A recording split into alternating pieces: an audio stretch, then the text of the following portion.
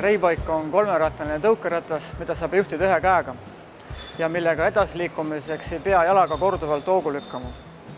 Ja rulal on 4 ratast, meil on 3 ratast. Olen Raino Sinisalu, 45-aastane ja autoremondi ettevõtja. Olen Märt Pikkani, olen 32-aastane ja põhitööd teen tarkvaraarendus erialal. Kui me sügise läksime Ajuhe konkursse, siis meil olid hoopis teistsugused Reibike'id. Me oleme oma taset tõusnud, meil on järgmine seeria. Me oleme muutnud lauaplaadi kuju hästi palju. Me oleme sinna sisse teinud augu, et see oleks atraktiivne ja sealt saab nüüd kinni võtta ja eduke kaal on läinud väiksemaks. Me oleme teinud Reibike'ile piduri, et see hoop seisab püsti. Ta kukub pikali. Seda meil algus ei olnud. Ja lennujaama mudelitele meil on käsipiduri juurde ehitatud. 22. märts meil on 8 parema meeskonna väljavalimine. Minu meelest on Ajuhe ideed nagu kõik head. See, kes ikka 20 hulka sai, see on väga tugev. No, finaaliks me oleme nüüd terve nädala tegelikult juba iga õhtu enam-vähem koos istunud ja tegelenud selle asjaga. Oleme läbi viinud prooviringi, tagasisidet saanud oma esimestelt klientidelt ja kõvasti ka seda teenust juba edasi arendanud nagu sellelt. Ja nüüd lähme oma teisele ringile. Mina olen Egle, olen 24-aastane ja mul on suhtekorralduse taust. Mina olen Kair, olen 25 ja töötan hetkel reklaamiagentuuris. Sisuliselt on siis tegu toidukotiga, mida on võimalik meie kliendil veebikeskkonnast tellida. Tellida on võimalik nii 5 õhtusöögikott 4 inimesele kui ka 3 õhtusöögikott 2 inimesele.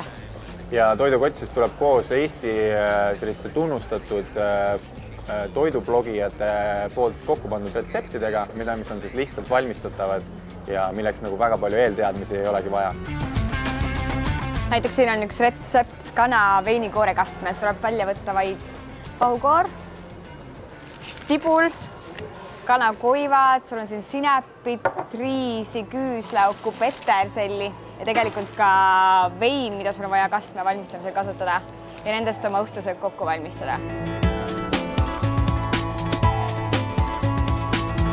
Kerstin Sonts, 24, EBS-i kommunikatsiooni. Taavi Lindmaa, 28, ettevõtja.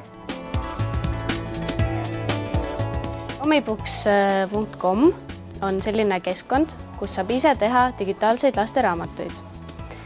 Ehk siis see on mõeldud näiteks lapsevanematele, kes soovivad oma võsukestele kingitusi teha või siis algajatele, kirjanikele, illustraatoritele, kunstnikele, muusikutele, kes soovivad alustada oma karjääri siis lastekirjanikuna. Meie eripära ongi just see, et me koondame kõik need erinevad pooled kokku, et kui sul on olemas jutustus, aga samas puudub tutvus kujundana või soovid raamatule lisada mingit muusikapala või üldse teha seda hästi interaktiivseks, siis me koondame kõik need erinevad osapooled ja teeme lastel lugemise võimalikult vahvaks, lõbusaks. Meie esimene visioon on olla suurim keskkond lasteraamatute kirjastamiseks. Aga kui võtta seda suurema visioonina, siis soovime kõiksugused raamatud teha interaktiivseks.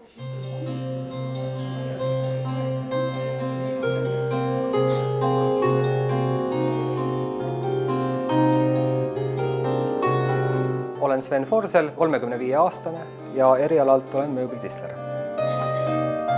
Pärast seda, kui ma nägin enda tütre kromaatilist kannelt, tundus keeltepinge ikka väga tugev. Pärast 5 minutit, kui ma seda proovisin, hakkasin mu sõrmed tulitama. Kuna ma olen ise tisler ja olen ka eelnevalt väikekandeid valmistanud, siis mõtlesin, et miks mitte, teen ka suure kromaatilise kandle ja mul õnnestus keeltepinge piisavalt palju pehmemaks saada, et mul enam nii kiiresti sõrmed valutama ei hakanud. 3 innovatsiooni tulevad sisse, millega me lähmegi välisturule, ongi see isehäälestumissüsteem, helivõimendus ja uus konstruktsioon, millega me saame ükskõik millise kandle valmis teha. Meil on võimalus anda neile proovida seda pilli ja tunda, et on parem. Et on parem. Mitte ükski salteerium tüüpi pill ei ole olnud nii suure heliulatusega, et me oleme ka piloottegijad terves maailmas.